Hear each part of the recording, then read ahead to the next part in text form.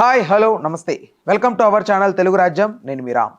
సమంత ఋతుప్రభు ఈవిడికి సంబంధించి ఈ మధ్యకాలంలో ఎలాంటి వార్తలు కూడా సర్క్యులేట్ అవ్వలేదు. మొన్నేదో ఒక ఐఫా ఉత్సవంలో ఆర్ సంథింగ్ ఆవిడ మాట్లాడుతూ కొంచెం personal life or professional life దీనికి సంబంధించి ఒక మంచిగానే మాట్లాడుతూ వచ్చింది. అయితే ఎప్పుడు కాంట్రవర్సీస్కి దూరంగా ఉండాలనుకునే సమంత ఆవిడంతటా ఆవిడే ఒక కాంట్రవర్సీ అయితే ఎరగెత్తించేలా ఒక మాట అయితే మాట్లాడడం జరిగింది. వరుణ్ ధావన్ ఒక క్వశ్చన్ అడిగారు ఆవిడని. సో నీ లైఫ్లో ది మోస్ట్ వర్స్ట్ ఎక్స్పెన్సెస్ ఏంటి, ఎక్కువ ఖర్చు పెట్టిందంటే నా ఎక్స్కి ఇచ్చిన గిఫ్ట్స్ అన్నట్టుగా మాట్లాడింది. సో ఇప్పుడు ఈ ఇష్యూ మొత్తం అంతా కూడా సోషల్ మీడియాలో ఒక హాట్ టాపిక్గా మారింది. దీనికి సంబంధించి ఒక మంచి వివరణ, ఒక పూర్తి విశ్లేషణ మనకు అందించడానికి సినీ మరియు రాజకీయ విశ్లేషకులు దాస విజ్ఞాన్ గారు మనతో ఉన్నారు. నమస్తే అన్న.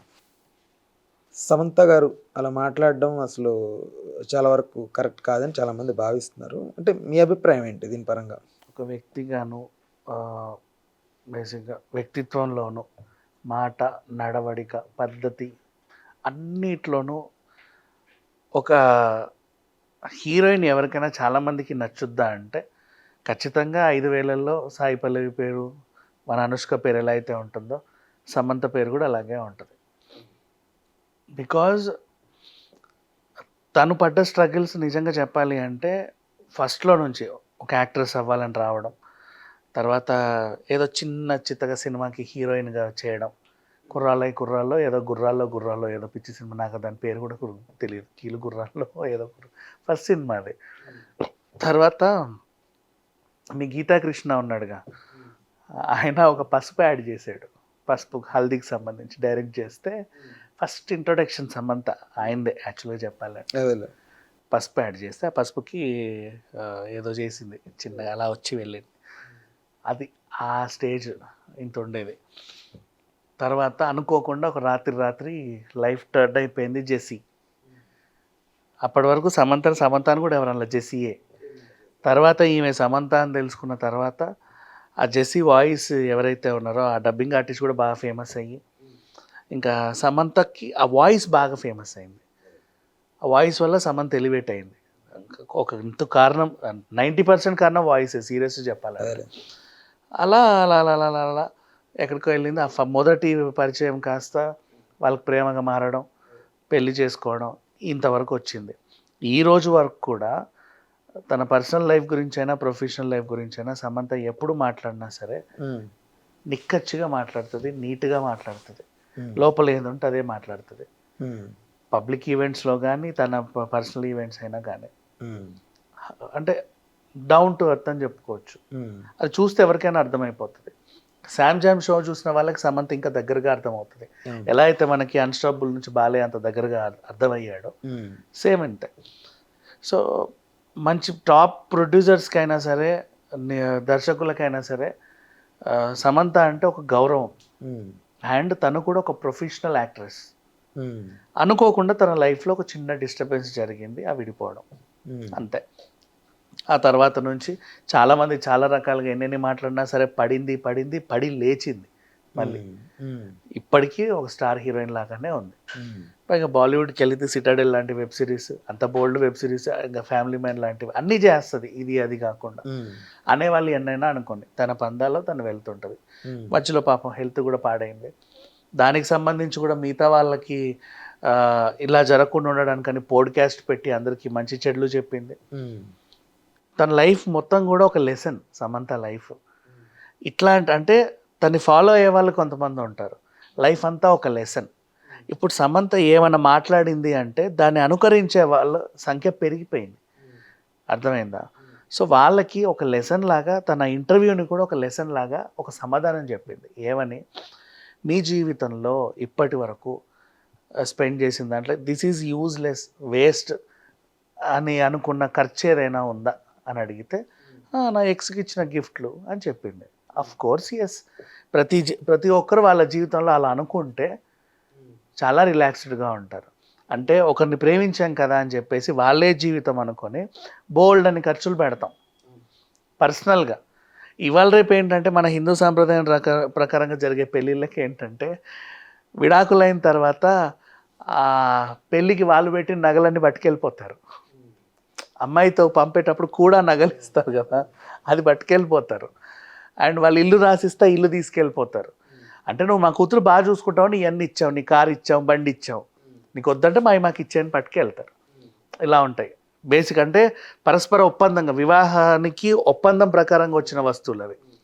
కానీ మనిషికి ఒప్పందం ప్రకారంగా రాకుండా ప్రేమ ప్రకారంగా కొన్ని వస్తువులు ఉంటాయి, గిఫ్ట్స్ అంటారు వాటిని. అది ఎలా ఇప్పుడు మన ఇద్దరం కలిసి ఎక్కడికి ఎంత ఇది నీ చేతికి బాగుంటుంది, వద్దు నేను ఇస్తా దీనికి డబ్బులు, నిన్న నా సినిమా పేమెంట్ తీసుకున్నాను, నెక్స్ట్ కొత్త సినిమా సైన్ చేసావు, అడ్వాన్స్ ఇచ్చారు, ఈ అడ్వాన్స్ నాకు ఎప్పటికీ గుర్తుండాలి.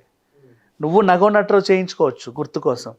కొంతమంది ఏంటంటే మొగుడికి వేసి ఆనందపడతా ఉంటారు, మొగుళ్ళు పిల్లలకి వేసి ఆనందపడతా ఉంటారు. ఈ టైప్ ఆఫ్ గిఫ్ట్లు కూడా ఉంటాయి. నీకు ఖరీదైన వాచ్లు ఇష్టం, కొనిస్తాం. నీకు ఖరీదైన కారు ఇష్టం, కొనిస్తాం. వాళ్ళకి ఏమి ఇష్టం ఉన్నా వీళ్ళు కొనిస్తారు. బ్రేకప్ అయిన తర్వాత ఈ నొప్పి వాళ్ళకి తెలియకూడదు. అంటే ఇప్పుడు వీళ్ళ లైఫ్ని నువ్వు తీసుకుంటూ వస్తా, అంటే బ్రేకప్ అంటే ఇక నీకు ఆయన గుర్తులు నీకు ఉండదు, నీ గుర్తులు ఆయనకు ఉండకూడదు. కానీ నీ దగ్గర ఏమైనా ఉంటే తీసేస్తావు, మైండ్కి ఏమైనా ఉంటే ఒక గుర్తు అలా ఉండిపోతుంది. ఏంటి, నీ మొదటి పాన్ ఇండియా సినిమా వచ్చిన పేమెంట్ ఏం చేసావు, గుర్తు కోసం నా మొగుడికి ఏదో కొనిచ్చాను ఉంటుంది. అది ఎప్పటికీ మొగుడా, మళ్ళీ మొగుడు ఎవరు, అవును కదా అప్పట్లో నా లైఫ్లో కూడా ఉండే కదా, మళ్ళీ ఆ మొహం గుర్తు వస్తుంది. అది నొప్పే మళ్ళీ వీళ్ళకి. ఆ పెయిన్ ఉండకూడదు మనిషికి. అంటే చాలా సింపుల్గా ఈ క్వశ్చన్కి the very good bold answer, చెత్త ఖర్చు ఏమైనా ఉందంటే నా ఎక్స్కి ఇచ్చిన గిఫ్ట్లే. అంటే అనుకోకుండా ఒక యాక్సిడెంట్ అయింది, మనం ఎలా అయితే డబ్బులు పోగొట్టుకుంటామో, అనుకోకుండా మనం ట్రైన్లో పోతుంటే ఫోన్ పోయింది, కొత్త ఫోన్ ఎలా కొనుక్కున్నాము, అనుకోకుండా ఎవరో ఏదో కేసులో ఇరికిచ్చారు, బెయిల్ మీద బయటకు వస్తాము, ఆ డబ్బులు ఖర్చులు పిచ్చి ఖర్చులే కదా, మర్చిపోయేలాంటి ఖర్చులు, యాక్సిడెంటల్ ఖర్చులు. ఆ యాక్సిడెంటల్ ఖర్చుల జాబితాలో ఎక్స్కి ఇచ్చిన గిఫ్ట్లను కూడా చేర్చింది Samantha. It's a very good lesson for next generation. ఎవరైనా సరే తర్వాత విడిపోయిన వాళ్ళు ఎవరైనా ఉండి మరి నేను చాలా ఖర్చు పెట్టానని ఫీల్ అయ్యే వాళ్ళు ఉంటారు కదా, నువ్వు పోతే పోనీ అని పడేసిన ఖర్చుల్లో జాబితాలో దీన్ని కూడా చేర్చండి, మైండ్ రిలాక్స్గా ఉంటుందని ఒక లెసన్ చెప్పింది సమంత. సో అది ఎవరు హర్ట్ అయినా హర్ట్ అవ్వకపోయినా వాళ్ళ మనోభావాలు దెబ్బతిన ఎవడు ఏమనలేడు. బట్ సమంత ఇచ్చిన ఆన్సర్ మాత్రం the perfect answer. Okay, so ఇప్పటి వరకు ఓకే. బట్ నాకు ఒక డౌట్ మెయిన్లీ ఏంటంటే, సమంత గారిని ఎప్పుడు ఆవిడ పర్సనల్ లైఫ్, ఆవిడ ప్రీవియస్ లైఫ్ గురించి ఎప్పుడు అడిగినా కూడా కొంచెం కాంట్రవర్సీ రిలేటెడ్గానే మాట్లాడుతుంటుంది. నేను మొన్న కరణ్ జోహార్ ఒక షోకి వెళ్ళినప్పుడు కూడా ఎవరి హస్బెండ్ అంటే ఎక్స్ అని నోటీస్ చేసింది, ఎక్స్ హస్బెండ్ అని. నాగ చైతన్య గారిని ఎప్పుడు అడిగినా కూడా అంటే దానికి ఒక మంచి ఆన్సర్ ఇస్తారు తప్ప ఎప్పుడు కూడా దీనికి సంబంధించి కాంట్రవర్సీగా మాట్లాడాలని కానీ, మాట్లాడి ఏదో ఒక రకంగా ఎరుక్కోవాలని కానీ ఎప్పుడు మాట్లాడు. మళ్ళీ ఇప్పుడు సమంత కూడా ఇప్పుడు మళ్ళీ వరుణ్ ధావన్ అడిగిన దానికి ఎందుకు అలా వేరేది చెప్పొచ్చు కదా? వేరే చెప్పొచ్చు కదంటే, నొప్పి నాది నీది కాదు కదా, నువ్వు రిలాక్స్గా ఎన్ని సమాధానాలైనా చెప్తావు. నొప్పి నాది, అన్నీ వదిలేసుకొని వచ్చాను నీ దగ్గరికి, నొప్పి నాది. ఈరోజు నువ్వు ఇంకొకరిని పెళ్లి చేసుకున్నా కూడా అందరు నన్ను దెబ్బి పొడుస్తున్నారు, నొప్పి నాది. నువ్వు ఏమి చేసినా అందరు నన్ను దెబ్బి పొడుస్తున్నారు, నొప్పి నాది. ప్రపంచంలో ఎవడు విడిపోయినా ఫస్ట్ సమంత నాగ చైతన్య విడిపోయినప్పటి నుంచే వస్తున్నారు, నొప్పి నాది. ఎక్కడికి వెళ్ళినా నన్నే అడుగుతుంది, నొప్పి నాది. మతం కూడా వదిలేసి మరీ నీ దగ్గరకు వచ్చా, నొప్పి నాది. ఈరోజు నా పేరెంట్స్ చర్చికి వెళ్ళినా నేను వాళ్ళతో కూడా వెళ్ళలేకపోతున్నా, నొప్పి నాది. క్రిస్మస్ని నేను ఇంతకుముందు చిన్నప్పటి నుంచి సెలబ్రేట్ చేసుకున్నంతగా ఇప్పుడు చేసుకోలేకపోతున్నా, నొప్పి నాది. మారిన తర్వాత నీ కోసం మారా, నువ్వే వెళ్ళిపోయావు, అయినా సరే నేను ఇక్కడిక్కడే తిరుగుతున్నా, ఎందుకు వచ్చానో తెలియదు, ఎటు వెళ్తున్నా అటు ఇటు కాకుండా ఉన్న పరిస్థితి, నొప్పి నాది. అర్థమైందా? చేసిన వాళ్ళు ఎప్పుడు రిలాక్స్గానే ఉంటారు, నొప్పి అనుభవించే వాళ్ళే పెయిన్ఫుల్గా మాట్లాడతారు.